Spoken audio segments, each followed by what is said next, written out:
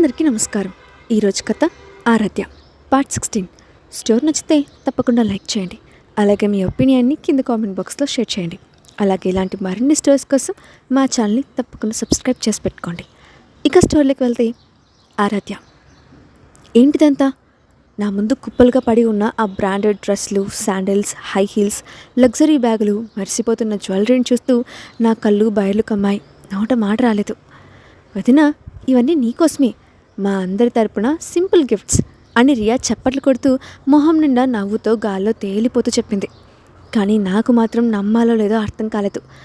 కానీ ఇవన్నీ ఇప్పుడెందుకు అని ఆ షాక్లో నుంచి తేరుకోకుండానే అడిగాను. బేటా, రేపటి నుంచే కదా నువ్వు కాలేజ్కి వెళ్తున్నావు. మా చిన్న కొడులు కాలేజీలో రోజుకో కొత్త లుక్తో మెరిసిపోవాలన్నదే మా ఆశ. అందుకే ఈ చిన్న కానుక అని అత్తయ్య ఎంతో ప్రేమగా నా తెల నిమురుతూ అన్నారు. కానీ అత్తమ్మ, నాకు ఇలాంటి లగ్జరీ వస్తువులు వేసుకొని అందరు అటెన్షన్ తెచ్చుకోవడం అస్సలు ఇష్టం ఉండదు. నిజానికి నేను కొంచెం ఇంట్రోవర్ట్ని. పైగా నా దగ్గర ఆల్రెడీ చాలా డ్రెస్సులు ఉన్నాయి కదా అని వాళ్లకు నచ్చ చెప్పడానికి నా వంతు ప్రయత్నం చేశాను. మేమేం వినం వదినా, నువ్వు ఇవన్నీ వేసుకోవాల్సిందే అంతే అని రాజ్ ఎంతో డ్రామా ప్లే చేస్తూ చేతులు కట్టేసుకొని మొహం తిప్పేసుకున్నాడు. వాడి మొండితనానికి నాకు నవ్వాలో ఏడవాలో అర్థం కాలేదు. సరే బాబు, అలాగే కానివ్వండి, మీ ఇష్టం.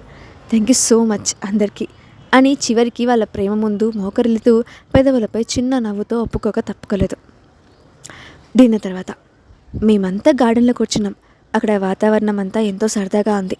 అందరూ బిజీగా నా మొదటి రోజు కాలేజ్ లైఫ్ కోసం టిప్స్, సలహాలు ఇవ్వడంలో మునిగిపోయారు. ఒక్క ముక్క చెప్తా విను.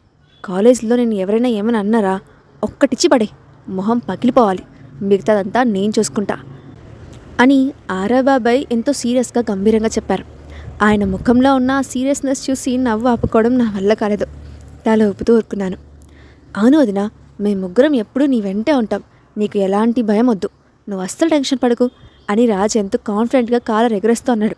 నేను మళ్ళీ నవ్వుతూ తలూపాను. చదువు గురించి అస్సలు ఒత్తిడి తీసుకోకున్నా. ఒకవేళ ఎగ్జామ్స్లో మార్కులు తక్కువ వచ్చినా పర్లేదు, నేనున్నానుగా. అయినా ఆ కాలేజీని నీ ముస్లిం ఆమెదే కదా అని అత్తయ్య అనేసరికి ఒక్కసారిగా అక్కడ నవ్వులు పువ్వులు పూసాయి. అందరూ గట్టిగా నవ్వేశారు. ఆమె చెప్పింది నిజం బంగారం, నీకు నేనున్నాను, దేనికి భయపడకు అని మావయ్య నా వైపు చూసి ఎంతో భరోసానిచ్చేలా నవ్వారు. ఆ క్షణంలో నాకు ఏదో ఒక చిన్న పిల్లాన్ని స్కూల్ ఫస్ట్ డే పంపుతున్నట్టు అనిపించింది. మాకు మాత్రం ఎప్పుడు ఇలాంటి మాటలు చెప్పలేదు కదా పాప అని దర్శ్ మూతి ముడుచుకొని కంప్లైంట్ చేస్తూ ఉంటే మావయ్య మాత్రం అతన్ని అస్సలు పట్టించుకోకుండా రాయల్గా ఇగ్నోర్ చేశారు. రేపటి నుంచి నేనే డైలీ కాలేజ్లో డ్రాప్ చేస్తాను, మళ్ళీ పికప్ చేసుకుంటాను అని జై ఎంతో సంతోషంగా అన్నాడు. నేను కూడా హ్యాపీగా తలూపాను. అవసరం లేదు, ఆ పని నేను చూసుకుంటాను అని ఆ రోజు మధ్యలో కల్పించుకొని అనేసరికి నా గుండెల్లో ఏదో తెలియని తీపి అనుభూతి. ముఖంలో చిన్న నవ్వు వేసింది. కానీ విధి ఇంకో ప్లాన్ వేసింది. లేదు, నువ్వు వెళ్ళడానికి వీల్లేదు అని మావయ్య ఖచ్చితంగా చెప్పారు. ఆరో ముఖం ఒక్కసారిగా మాడిపోయింది. ఎందుకు అని ఆరో చిన్నపిల్లల్లా కంప్లైంట్ టోన్లో అడిగారు. ఈ సిటీలో నీ కారు, నీ చుట్టూ ఉండే డజన్ల కొద్ది బాడీగార్డుల గురించి తెలియని వాళ్ళు ఎవరున్నారు? నువ్వు కానీ నా ప్రిన్సెస్ని కాలేజ్లో డ్రాప్ చేస్తే ఆమె ఎవరో, ఏ బ్యాక్గ్రౌండో అందరికీ తెలిసిపోతుంది. తనకు ప్రైవసీ ఉండదు అని మావయ్య ఎంతో ప్రాక్టికల్గా వివరించారు. ఆయన చెప్పింది కరెక్ట్. జై మాత్రమే తను కాలేజీకి వెళ్తాడు, తీసుకొస్తాడు. అత్తయ్య కూడా సపోర్ట్ చేయడంతో ఆ రోజు ఈ ముఖం తనకిష్టమైన బొమ్మను ఎవరో లాక్కున్నట్టుగా చిన్నబోయింది. ఆ లుక్ చూసి నాకు ముచ్చటేసింది. సరే ఇక చాలు, అందరూ వెళ్ళి పడుకోండిక అని అత్తయ్య లేచి నిలబడుతూ అనౌన్స్ చేశారు. ఒకరి తర్వాత ఒకరు అందరూ తమ తమ రూమ్ల వైపు నడిచారు. నేను కూడా నా రూమ్కి వెళ్దామని అడుగులు వేస్తూ ఉన్నాను. కానీ ఆ క్షణంలో అక్కడ ఒక దృశ్యం నాకు కంటపడింది. అది చూసి నా పెదవులపై ఒక అల్లరి నవ్వు విరిసింది. జై సరిగ్గా రియా రూమ్ గుమ్మం ముందు నిలబడి ఉన్నాడు. చూస్తూ ఉంటే ఇద్దరు ఒకరికొకరు బాగా దగ్గరగా జరిగి కిస్ పెట్టుకోవడానికి రెడీగా అవుతున్నట్లుగా ఉన్నారు. ఓ మై గాడ్, వీళ్ళిద్దరూ ఎంత క్యూట్గా ఉన్నారో అనిపించింది. కానీ వాళ్ళ రొమాంటిక్ మూమెంట్ని పాడు చేయకుండా నేను ఎలా ఉంటాను? కొన్ని రోజుల క్రితం రియా నన్ను ఇలాగే ఏడిపించింది. ఇప్పుడు నా వంతు వచ్చింది. నేను పిల్లి అడుగులు వేస్తూ శబ్దం రాకుండా వాళ్ళ వెనక వైపుగా వెళ్ళాను. ఇద్దరు కళ్ళు మూసుకొని ఒకరి పెదవులకు ఒకరు దగ్గర అవుతూ ఉన్నారు. సరిగ్గా అదే టైంలో భూమ్ అని గట్టిగా అరిచాను. అంతే, ఒక్కసారిగా ఇద్దరు షాక్ అయి హార్ట్ అటాక్ వచ్చినంత పని చేశారు. ఏం జరుగుతోంది ఇక్కడ అని ఏమీ తెలియనట్లు అమాయకంగా అడిగాను. జయ అక్కడి నుంచి పారిపోవడానికి ట్రై చేశాడు. కానీ నేను గబుక్కుని అతను చేపట్టుకున్నాను. నేను అడిగిందేంటి, ఏం జరుగుతోంది ఇక్కడ అని నా ముఖంలో కపట అమాయకత్వాన్ని అలాగే ఉంచి మళ్ళీ అడిగాను. వదిన, అది అది నేను నేను ఆయన కంట్లో ఉన్న నలక తీస్తున్నాను వదిన అని రియా నత్తి నొక్కుతూ సిగ్గుతో తడబడుతూ చెప్పిన సమాధానానికి నాకు నవ్వు ఆపుకోవడం అస్సలు సాధ్యం కాలేదు. గట్టిగా నవ్వేశాను. నిజంగానా రియా? నలక తీస్తున్నావా? నేను మరింత ఏడిపించేసరికి ఆమె తల దించుకొని ముఖం దాచుకోవడానికి ట్రై చేసింది. గుడ్ నైట్ అని గొనిగి చకచక లోపలికి వెళ్ళి తలుపు దబాలన వేసేసింది. మరి మీరేం చేస్తున్నారు ఇక్కడ అని జై వైపు తిరిగి అడిగాను. వాడు ఇప్పుడు చిన్నపిల్లల్లా మూతి ముడుచుకొని ఉన్నాడు. రోజంతా ఒక్క కిస్ కూడా దొరకలేదు. ఇప్పుడే ఇక దొరుకుతుంది అనుకునేలోపు నువ్వు కరెక్ట్ టైంకి ఎంట్రీ ఇచ్చావు.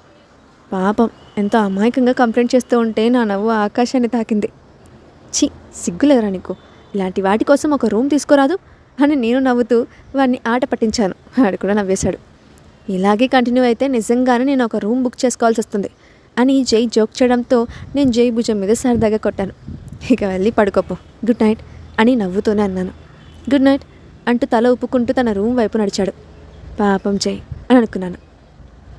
నేను మా రూమ్లోకి అడుగు పెట్టేసరికి ఆరో బెడ్ మీద కూర్చొని ల్యాప్టాప్లో ఏదో వర్క్ చేసుకుంటూ ఉన్నారు. నేను మెల్లగా నా వైపుకి వెళ్ళి బెడ్ మీద పడుకున్నాను. ఆయన వెంటనే ల్యాప్టాప్ క్లోజ్ చేసి రూమ్ లైట్స్ అన్నీ ఆఫ్ చేసేశారు. ఆ చీకట్లో ఆయన వైపు చూస్తూ థ్యాంక్ యూ సో మచ్ అన్నాను చాలా సాఫ్ట్గా.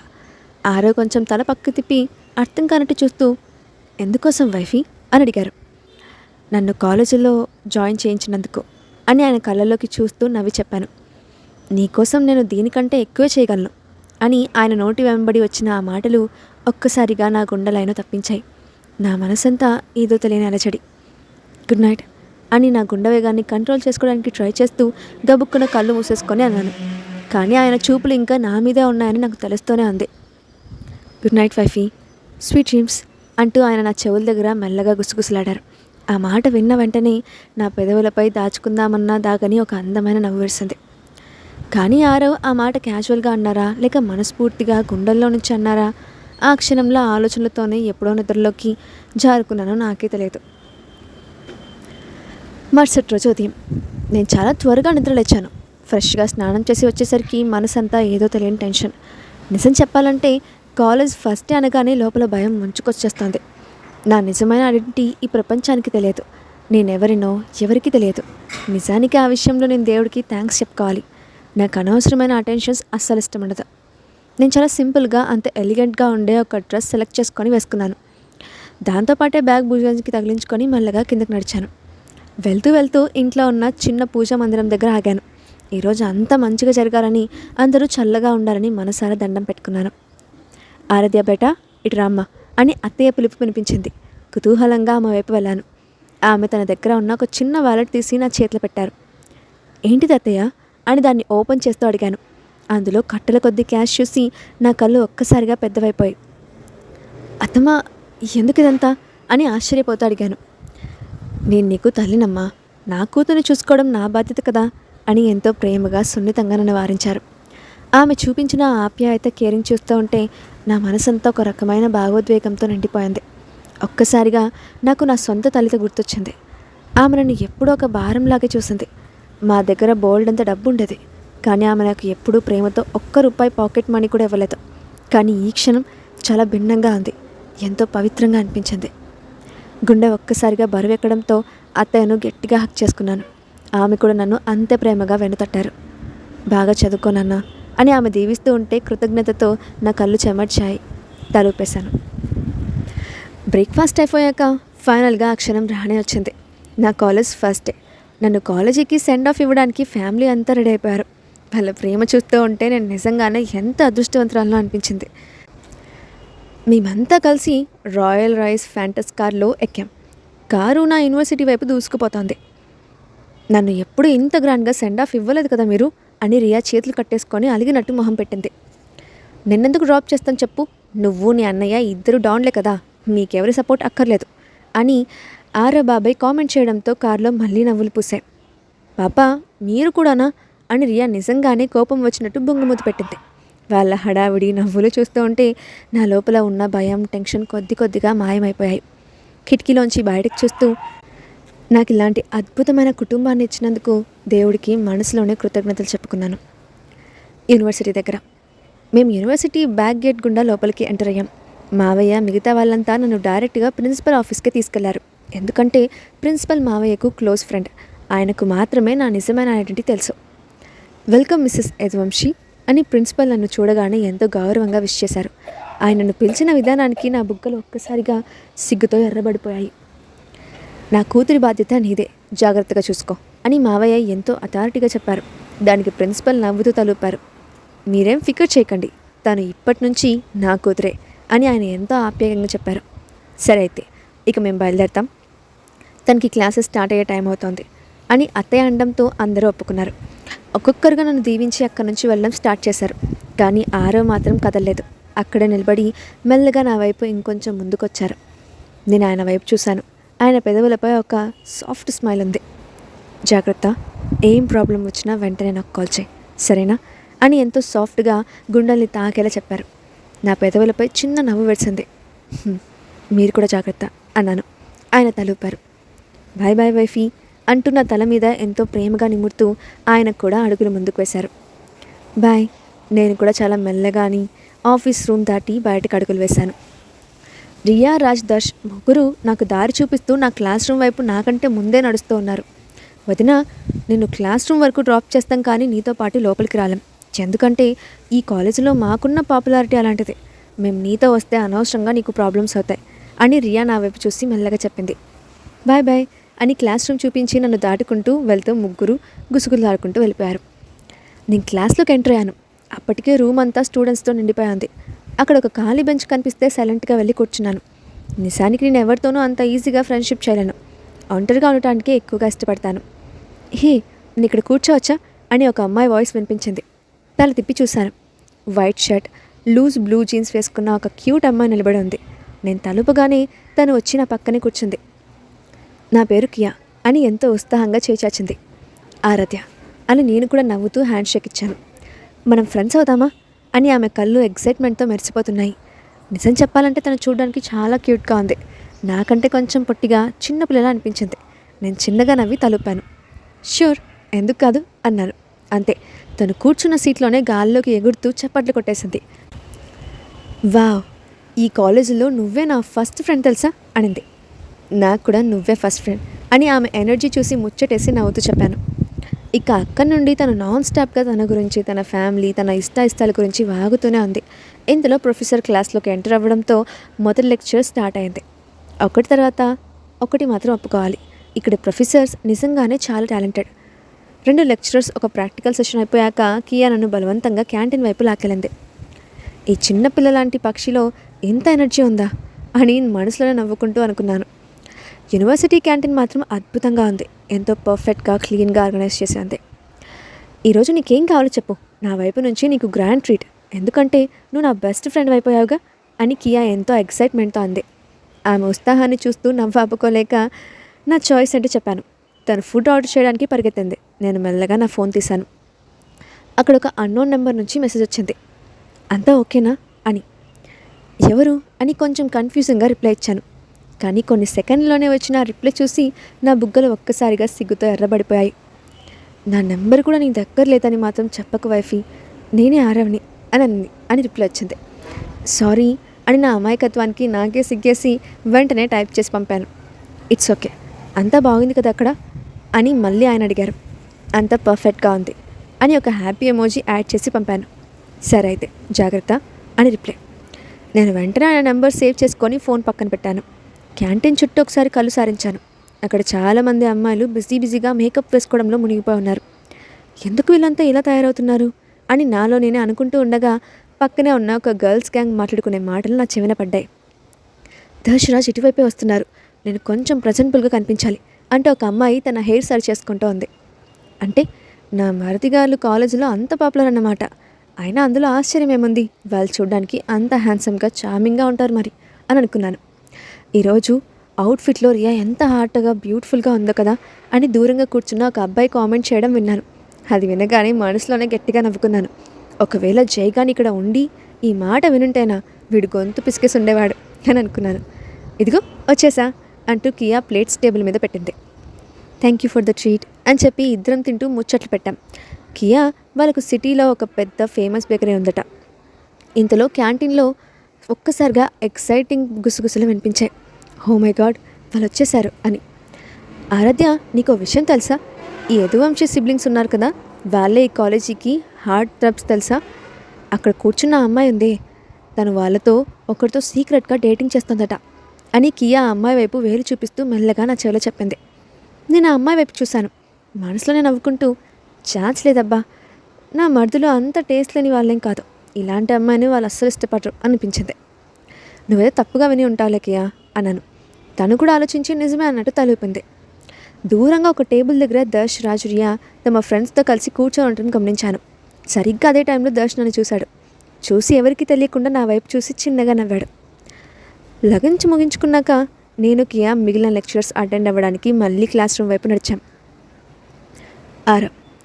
కనీసం నా నెంబర్ కూడా సేవ్ చేసుకోలేదు తను. ఆ ఆలోచనలోనే నాకు ముఖంపై ఒక చిన్న నవ్వు తెచ్చింది. నేను వెంటనే జైకి ఒక విషయం గురించి మెసేజ్ చేశాను. నేను ఊహించినట్టుగానే వాడు నా ఐడియాకి వెంటనే గ్రీన్ సిగ్నల్ ఇచ్చేశాడు. అయితే ఇంట్లో ఎవరికీ తెలియని ఒక చిన్న రహస్యం ఉంది.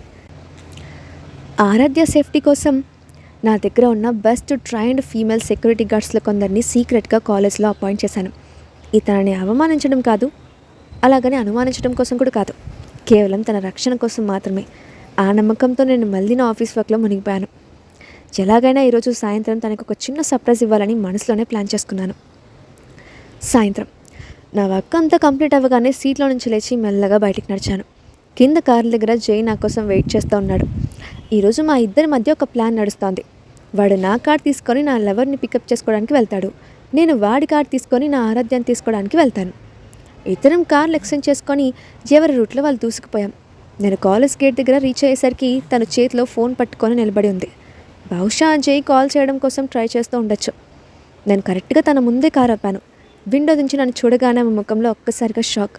అసలు ఊహించినట్టు చూస్తోంది. హాయ్ వైఫీ అని పెదవులపై ఒక అల్లరి నవ్వుతూ విష్ చేశాను. మీరా అని తన కళ్ళల్లో ఆశ్చర్యం ఇంకా తగ్గలేదు. నేను నవ్వుతూ తలూపి కార్ స్టార్ట్ చేశాను. అది జై రియాని పిక్ చేసుకోవడానికి వెళ్తా అన్నాడు, అందుకే నేను నిన్ను తీసుకెళ్ళడానికి వచ్చాను అని ఎంతో క్యాజువల్గా ఏమీ తెలియనట్టు కవర్ చేశాను. తను ఇంకా కొంచెం కన్ఫ్యూజన్లోనే ఉన్న మెల్లగా తలుపుతూ కారెక్కింది. నేను రేర్ వ్యూ మిర్రర్లో నుంచి చూశాను. అక్కడ జై కార్లో రియా ఎంతో హ్యాపీగా ఎక్కుతోంది. నా ప్లాన్ పర్ఫెక్ట్ఫుల్గా వర్కౌట్ అయింది. ఈరోజు కాలేజ్ ఎలా గడిచింది అని ఆరాధ్య వైపు చిన్నగా లుక్ వేస్తూ అడిగాను. చాలా బాగుంది తెలుసా, ఈరోజు నాకు కొత్త ఫ్రెండ్ కూడా దొరికింది. ఆమె ఎంతో ఎక్సైట్మెంట్తో చిన్నపిల్లల కళ్ళు తిప్పుతూ చెప్తూ ఉంటే ఆ ముఖంలో ఉన్న ఆనందాన్ని చూసి నా మనసు లోపల ఏదో తెలియని ప్రశాంతంగా ఉండిపోయింది. ఫ్రెండా అని నా నోటి వెంబడి ఆ మాట వెంటనే వచ్చేసింది. తన అవునని తల ఊపిన ఆ క్షణంలో నా గుండెల్లో ఏదో తెలియని ప్రశాంతత, రిలీఫ్. అవును, తను చాలా క్యూట్, అసలు నాన్ స్టాప్గా మాట్లాడుతూ ఉంటుంది తెలుసా. ఇంకా తను అంటూ ఆరాధ్య తన ఫ్రెండ్ గురించి ఎంతో ఎక్సైట్మెంట్తో ముఖంలో ఆనందం ఉట్టిపడుతూ ఉంటే ఏకతాటిగా చెప్పడం మొదలుపెట్టేసింది. నేను సైలెంట్గా కార్ డ్రైవ్ చేస్తూ పెదవులపై ఒక చిన్న నవ్వుతో తను చెప్పేదంతా వింటూ ఉన్నాను. తను నా దగ్గర ఇంత ఫ్రీగా ఓపెన్ అవుతూ ఉండటం, నిజం చెప్పాలంటే అంతకు మించి నాకు ఇంకేం కావాలి. మ్యాన్షన్ దగ్గర మేము ఇంటికి రీచ్ అయ్యేసరికి జై, రియా ఆల్రెడీ అక్కడే ఉన్నారు. మేము లోపలికి అడుగు పెట్టామో లేదో అత్తయ్య పరిగెత్తుకుంటూ ఆరాధ్య దగ్గరికి వచ్చేసింది. ఈరోజు కాలేజ్ ఎలా గడిచింది నాన్న అని ఎంతో ప్రేమగా అడిగారు. చాలా చాలా బాగుంది మా. ఆరాధ్య ఫేస్లో ఆ హ్యాపీనెస్ స్పష్టంగా కనిపిస్తోంది. ఈరోజు ఎవరో చాలా త్వరగా ఇంటికి వచ్చేసినట్టున్నారు అని బాబాయ్ నా వైపు చూసి కళ్ళు గిట్టుతూ అల్లరిగా ఆట పట్టించారు. ఆఫీస్ టైమింగ్స్ 5 గంటలకే అయిపోతాయి బాబాయ్, నేనేం త్వరగా రాలేదు అని ఏమీ తెలియనట్టు వెళ్ళి ఆ పక్కన కూర్చుంటూ అన్నాను. అవునా, సంగతి అలా ఉందా? కానీ రోజు రాత్రి 9 గంటలకు వచ్చే మహానుభావుడు ఈరోజు మాత్రం ఎంత త్వరగా వచ్చేసాడు అంటూ నా భుజం మీద సరదాగా ఒక దెబ్బ వేశారు. ఇంకా ఎక్సైట్మెంట్ నుంచి తేరుకొని ఆరాధ్య ఎంతో ఆతృతగా అందరి మధ్యలోకి వచ్చి కూర్చుంది. మీకు విషయం తెలుసా, ఈరోజు కాలేజీలో నాకు వింత తెలిసిందే అంటూ తన మొదటి రోజు ముచ్చట్లో అందరితో షేర్ చేసుకోవడానికి రెడీ అయిపోయింది. తర్వాత ఏం జరిగిందో నెక్స్ట్ పార్ట్లో చూద్దాం. Thanks for watching.